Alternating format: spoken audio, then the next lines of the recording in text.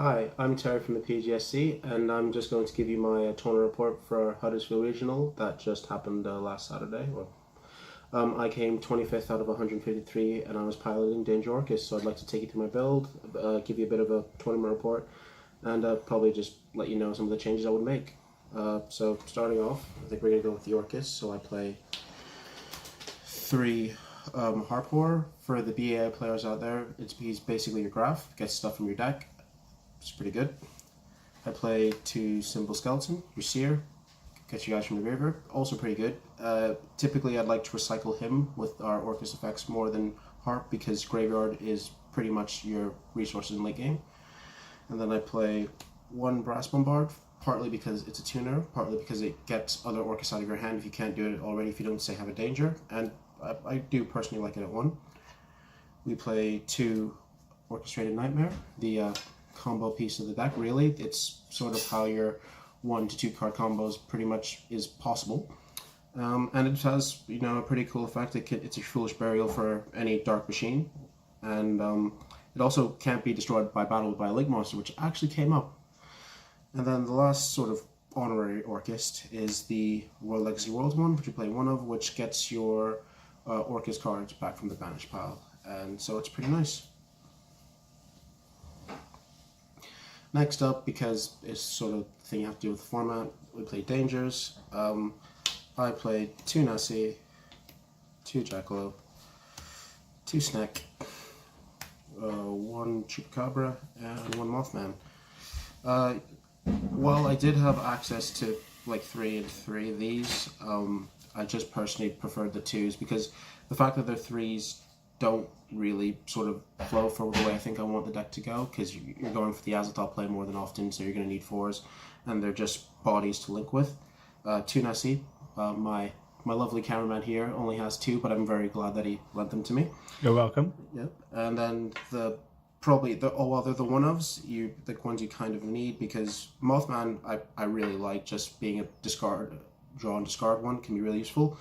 And Chupacabra really does oddly come up sometimes, just to bring back like a Nessie that you need for a link, or just getting that bigger body on board. Next up, we have our PK lineup. So we played 2 Ancient Cloak and 2 Silent Boots. 4, I normally like the ratio of 2 and 1. I tried Thomas Rose's ratio of 2 and 2. It was alright, especially when I saw both of them in tandem, because it's a free Nightmare, it's a free, like, Link 2, basically. I'm not sure if I would change it in the future. I might even try changing this to play 1 Gloves, which can send from deck to grave, which might come up. But overall, pretty good. Right, so for our combo starters, I played 2 Nightmare Corruptor Ibly, which in my opinion is the best starter, just generally.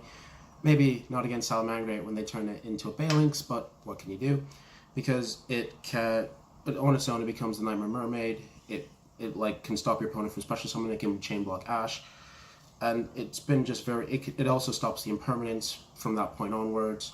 It stops them from summoning Kaijus against you, or Pangratops, which is another big issue with the sort of Azathoth strategy. I really like this card. I actually really missed it not seeing it, so I'm going to bump it up to 3 in my next build. I play 1 Dark Refer because Dark Refer can start off your plays with any dark monster, pretty much.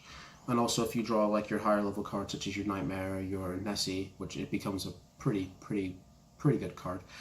And the World Wand, you can just pitch it, get a free summon, and you've not committed your normal summon yet, which is really good in this deck. I played 2 Phantom Skyblaster. It was a bit weird for me because I didn't see it that much during the entire tournament. And when it came up, it was nice, but the sort of generating tokens and having to generate tokens can be a bit awkward, especially with placements things. I'm not sure whether I would continue to play it in the future, or I might drop it down to 1 just as in 1, but it was an okay card. Now we have the other thing sort of inspired by Thomas Rose's build, which is the 3 Neospace Connector and 1 Aqua Dolphin. I mean, While like it's for taking hand traps out of your opponent's hand, it makes an easy nightmare to go into the mermaid play.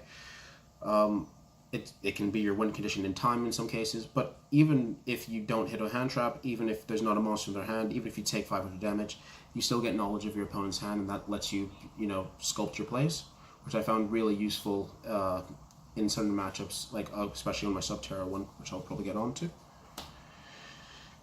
We're getting to the last of our monsters. I just play 2 Radiant, the multi-dimensional kaiju. It's a kaiju. It's pretty useful. It has to be dark because you get locked into darks later on in your combo string, and to be honest as well, I mean, at worst, if you don't need it, you can discard it off Griffer. And then we play 2 Ash. I mean, I could play 3, but I'd rather see the combo pieces for an Azathoth play or other things rather than an Ash. It's nice if it's there, but you have plays if you don't. Then we move on to our spells. 2 twins because I don't like back row. 1 Rhoda to search, either our PKs, a Greffer, our Neospace Connector, or even the Dolphin if I really was that way inclined.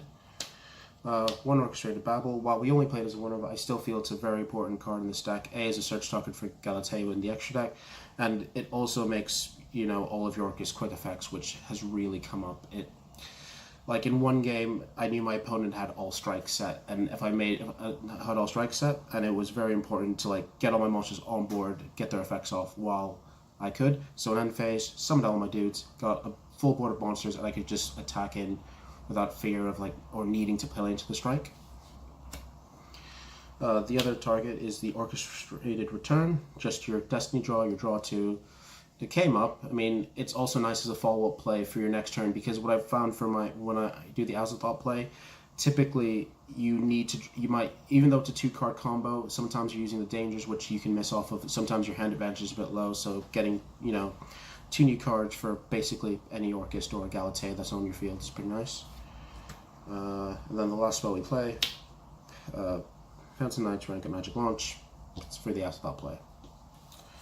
And then we played 3 traps in terms of 2 Fog Blades, because you want an alternate sort of strategy if for some reason you can't get to the Azathoth play, and it's very nice, possibly even later game when you need to control the board. And the 1 Shake Brigadine as part of your Azathoth play, but it also can be an extender when needed. And that was the main deck of 43 cards. Then we'll move on to the extra deck. So we have our Nightmares, Nightmare Mermaid. Basically, it is just the combo. You need your Mermaid. I only play 1 because, to be fair, you only really need to resolve it once, and that's pretty self-explanatory. Nightmare Phoenix. I chose to play Phoenix over Cerberus because, again, I really dislike back row, and it just feels like the back row will stop me more than monsters will in some cases, so I just preferred this. The Nightmare Unicorn because shuffling stuff back is pretty nice. Occasionally you can get it where you can co-link it with Rusty Bardish to get a draw as well, and it's also a dark, which is very useful for later on once you activate your Orcust effects. For the Link 2s, Galatea. Again, pretty key to your combo. She gets you your field spell, can be destroyed by battle when it's linked, which is pretty interesting, or it gets you the return, and it is the most pivotal part in one of the pivotal parts in your combo, because you need her to ideally go into the Summon Sorceress to then go back into the entire play. I played Space Insulator, mainly more because of the sort of idea that I'll be using for the Sky Blaster, because it just takes 2 monsters and it's a dark. Its effect could also come up because I'm also playing some of the topologics, which could be useful for later on in the game. It didn't really come up for me, and I might want to change it to something like Wee Witch's Apprentice, because just having the generic dark, it can boost my guys and it gets me a resource back with Rave. But it will probably need a bit more testing. Summon Sword, I mean, for your play, it's pretty standard. Everyone knows what Summon Sword does already. Rusty Bardish, possibly one of the best cards of our format. I feel like it gets you so much for so little investment, really. And I really hope this card doesn't get banned, because I feel it does enable a lot of decks to do a lot more cooler things, but you never know. Trishbania, for really heavy back row decks can come in handy, especially with Red Reboot, which I did happen to do in one of my matches. It's really fun. The Decode Talker, again, I saw it from Thomas Rose's build. It made sense because you want to protect your rank up spell and your Redoer for the Azathoth play, but it was nice in some situations, but other times I was sort of like wishing it was a different card, which is the Orcust Link 3 Longirsu, which sends monsters that your opponent controls that are linked, because it's just for that non-targeting effect, and sometimes it can't be destroyed by card effects as well. So I think I would probably change the Decode Talker, or maybe try to change my extra deck around. Then we move on to our Link 4s.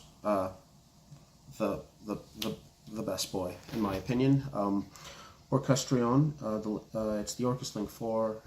For those of you who don't know, because I don't think certain builds play it, when this card is linked, it can be destroyed by a card effect, which is pretty nice. You can shuffle back 3 of your Banished Machine monsters, and if you do, all monsters your opponent controls that are linked, their attack and defense become 0, and their effects are negated, and that is permanent. And it's really, really nice against something like Danger Thunder, especially if they start using the 2 Skull Dreads and everything linked up. You can really wreck them, especially with Babylon Field, where it becomes a quick effect. I highly recommend playing this card because it makes some of those matchups so much easier. The Topologic Bomber Dragon. Some people don't play it, and I understand possibly why, depending, because if you're going for the Azathoth build, you're working towards that, but it's nice having the sort of secondary thing you can go into, because Bomber Control is sort of the roots of the Orcust deck in my mind, and it's been very useful. Also, just Bomber Dragon being able to punch something in defense and still deal them damage, like you can punch a Colossus and still do your opponent 26 is pretty nice. OTK Machine. Then it's pretty standard, the Time Thief Redoer. Well, it is pretty much your Azathoth target. Its other effects do come up sometimes, and I actually have used the trap effect to like put, say, like a Subterra Guru on top of my opponent's deck after they tried to resolve it, which is pretty nice. Azathoth, pretty standard. And the synchro choice I made for this was pretty nice, just more for time and other things. It was Scarlet Red Dragon Archfiend. I actually did use this I think a minute or even mere seconds before time to attack in and burn my opponent for exact game, which is really nice. And if you're wondering how I make this, there's Harpor, who's a tuner, but you're going to see my favorite card in Brass Bombard. Brass Bombard, correct. Sorry, Brass Bombard, level 1, which is a tuner. But there's another card in my side deck, which is really, really funny that I make it. So we'll move on to the side. I think I'll leave that one till last, just for fun. And possibly, people, if you're at Huddersfield, you might know what it was anyway.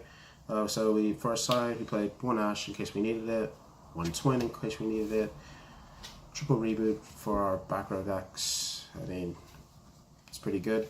It actually helped with my Ultrageist matchup, and which was really nice because I went first. I went first.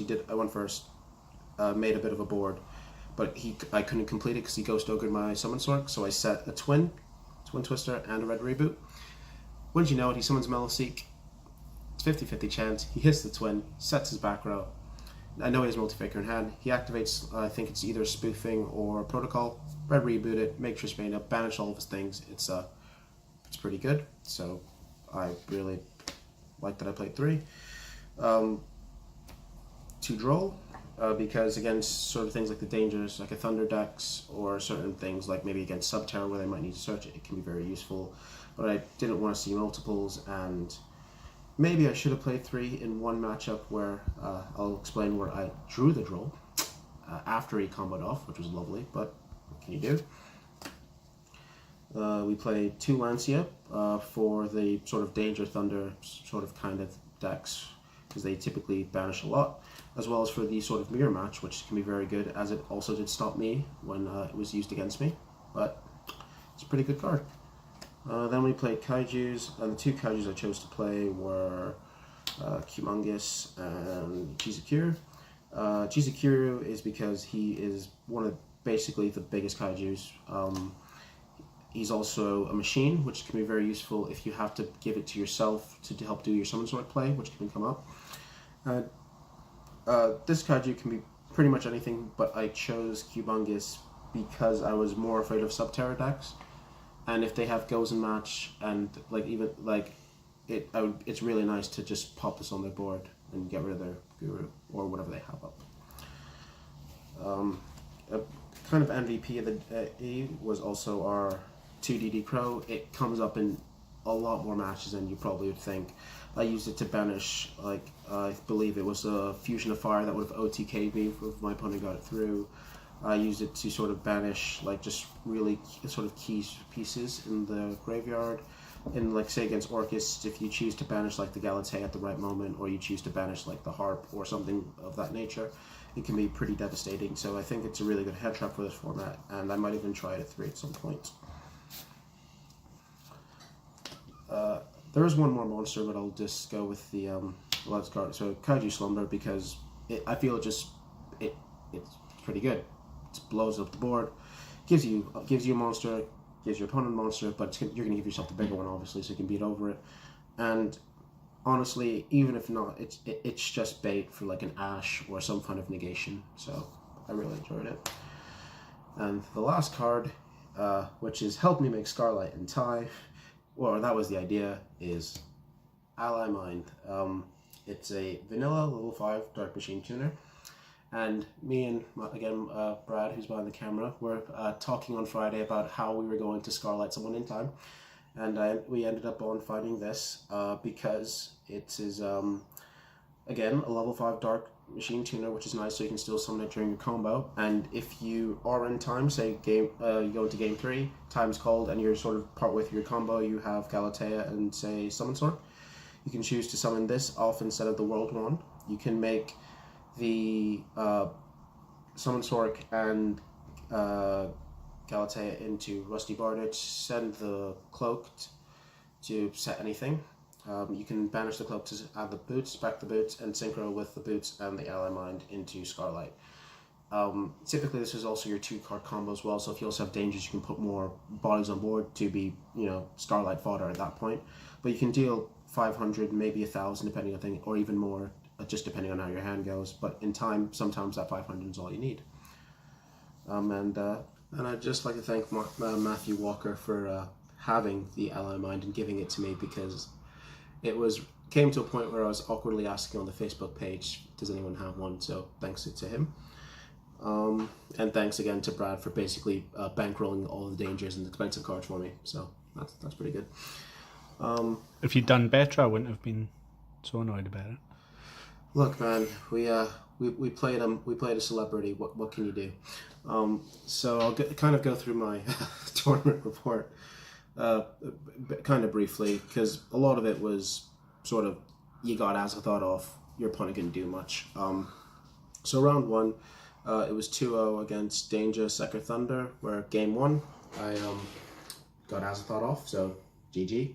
And then game 2, it was a bit more of a grind. My opponent made a misplay by not shuffling back my Unicorn, and I was able to make, and he ended on, I believe, a Saryuja and 2 Colossuses when defense went attack. Because he didn't get rid of my Unicorn, I was able to make Orcustrion, drain them all, make them 0, negate them, and attack over, and then advantage was mine at that point. Round 2, my favorite round, because it was I played against Subterra. I won 2-1. And because first play at time, Azathoth, game 2, he went first. I couldn't get through the floodgates and whatever. And then game 3, we actually did it. We got the Ally Mind off. Not the way I wanted to do it, do the combo, but we Jackaloped, drew it off the Jackalope, Fog Bladed our own Jackalope, tributed it to the Jackalope for the Ally Mind, brought back the Rusty Barge in our graveyard, sent the Cloak out of the boots, spec'd the Scarlight, spec'd it, made Scarlight. Rusty attacked over the set monster he had, attacked for 3k with Scarlight, leaving my opponent on 500, blowing up the Rusty for a game. That made me so happy. And my opponent was a really good sport about it, and we laughed about it, so that was kind of good. Round 3 was against Altergeist. I mean, I was shocked to play Altergeist at the start of it, but again, as a thought, it's pretty good. Game 2, I just sort of ran out of steam. I just couldn't do much. Game 3, I was starting my Asdal play, but he Ghost Ogred on the Summon Sword, which was pretty good. We managed to hold out until then, and then that was the play I talked about where Red Reboot was key. Trish baited him for a lot, and then from that point, the game was pretty much mine. I was EXO until that point in round 4 where I played against Subterra, where I lost 2-0. The game 1, I misplayed so badly. I got my opponent down to 700 life points. I knew he had strike set. I made a Nightmare Unicorn and chose to shuffle away his Hidden City instead of the there can only be one. And it turned out through like the danger discards and everything, I would have been able to make Trish Bane for game, but after that he managed to come back. Then game 2, my opponent had the Lancia and I had a pretty subpar hand. Nothing against him as a player, he was very skilled, I just couldn't really do much. Round 5, I played against another Danger Second Thunder. It was 2-1, but pretty much whoever made their board first won. I won the dice roll. It happened. Round 6, it was, I believe it might have been EXO against the Mirror. Oh, it was a 60 card Danger list. Game 1, I go first. I make my Asdal play. He can't really do much. Game 2, my opponent didn't open optimally. I think he needed Danger to go off, but I hit the Chupacabra out of his hand, and then it was just that game. Again, he was a lovely guy. We talked for a bit after it, and it was really good. Round 7, we played against the man himself, Raphael Nevin. He was playing Salamangreat, you know, as to be expected. I don't really remember too much about the game 1 or game 2. He won game 1, I won game 2. Game 3 was a bit more of a grind. We had maybe about 8 minutes left in the round. I tried my best, but an MVP in that matchup was him having the I believe it was Scythe in game 1, and also the Fantastical Dragon Phantasme in certain moments where he was just able to sculpt his hand. It was still a good game. I enjoyed for the most part playing against him. Then round 8 was my loss, where I ended up on being X3 against Salamangreat. I think I was a bit tilted from my last round as well, but it was a fun game. But I also don't remember too much. It was pretty late in the round. I just remember that my opponent had a key card with a DD Crow and a Call by the Grave as well. And other times he just had the place to body me. But overall, it was a good tournament. I felt I was pretty happy with my performance apart from a few misplays. And I'm looking forward to the next regional I go to. I might hopefully be playing this, or maybe another a scrub deck you might see on the channel in a while. But I just want to thank you, and this has been Terry from the PGSC for his tournament report from Huddersfield Regional. Right, guys, remember to like and subscribe if you've found this useful. Right, thanks.